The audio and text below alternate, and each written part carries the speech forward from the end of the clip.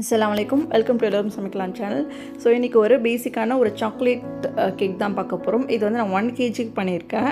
ரொம்ப சிம்பிளான ஒரு ரெசிபிஸ், லேயர்லாம் கிடையாது.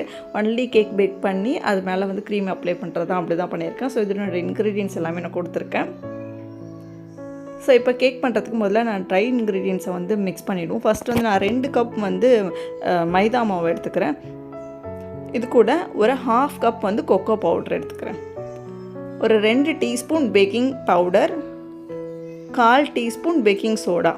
ஸோ இதனுடைய அளவு எல்லாமே நான் முன்னாடி கொடுத்துருக்கேன். நீங்கள் ஸ்க்ரீன்ஷாட் எடுத்து வச்சுக்கிட்டு செய்யறதுக்கு முன்னாடி பக்கத்துலேயே வச்சுக்கிட்டு நம்ம செஞ்சோன்னா நம்மளுக்கு வந்து நல்லா எதுவுமே எந்த ஒரு பொருளும் மிஸ் ஆகாமல் இருக்கும். ஸோ இதை வந்து நல்லா வந்து மிக்ஸ் பண்ணிக்குவோம். மிக்ஸ் பண்ணி சலிச்சிடுவோம்.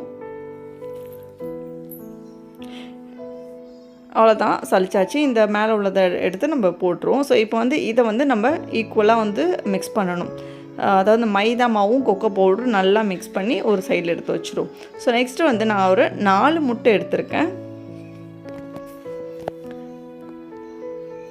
இந்த 4 முட்டை கூட நான் ஒரு 1 டீஸ்பூன் மட்டும் பைனாப்பிள் எசன்ஸ் ஆட் பண்ணிக்கிறேன். ஸோ இது வந்து நல்லா மிக்ஸ் பண்ணிக்குவோம்.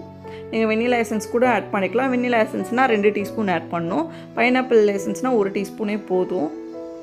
ஸோ முட்டையை நல்லா பீட் பண்ணிக்கணும். அதனோட மஞ்சள் நிறம் மாறி இந்த மாதிரி ஒயிட் கலரில் வந்துச்சுன்னா உங்களுக்கு வந்து அந்த கேக்குமே நல்லா ஸ்பஞ்சியாக இருக்கும், முட்டை கவுச்சும் இருக்காது.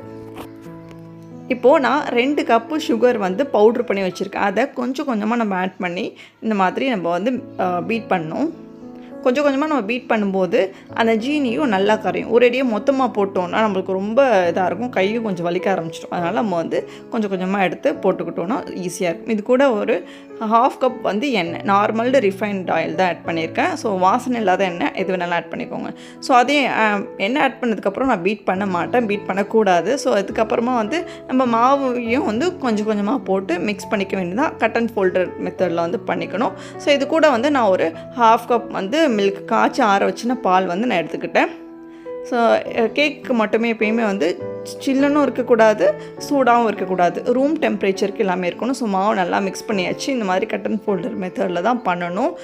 ஸோ இப்போ வந்து நான் ஒரு 10 இன்ச் ரவுண்ட் டின் எடுத்திருக்கேன். ஸோ இந்த டின் வந்து எனக்கு இது நான்ஸ்டிக்கு, அதனால் வந்து நான் எந்த ஒரு பட்டர் பேப்பரும் போடாமல் ஆட் பண்ணிக்கிறேன். அவ்வளோதான், மாவு ஊற்றி வச்சுட்டேன். நான் வந்து அவனை வந்து ப்ரீ ஹீட் பண்ணிக்கிறேன் 10 மினிட்ஸ் 180 டிகிரி செல்சியஸ்க்கு. இது எனக்கு 20 மினிட்ஸ் தான் ஆச்சு. ஸோ அது ஃபுல்லாக பேக் ஆகட்டும். நம்ம இப்போ வந்து க்ரீம் ரெடி பண்ணிட்டோம்.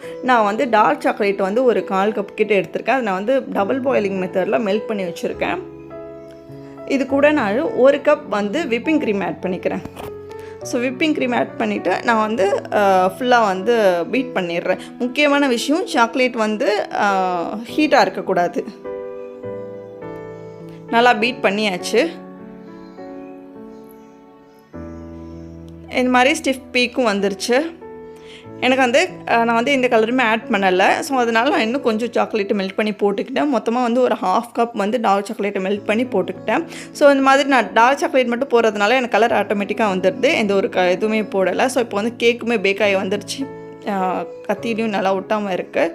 ஸோ அதோட மேலே உள்ள லேயர் மட்டும் எடுத்துகிட்டு நான் வந்து மில்காட்டி வந்து அந்த கேக்கை வந்து சோக் பண்ணிக்கிறேன். வாட்டர் ஆட் பண்ணல, மில்கில் கொஞ்சம் ஜீனி ஆட் பண்ணிவிட்டு அதை வந்து ஃபுல்லாக சோக் பண்ணியாச்சு.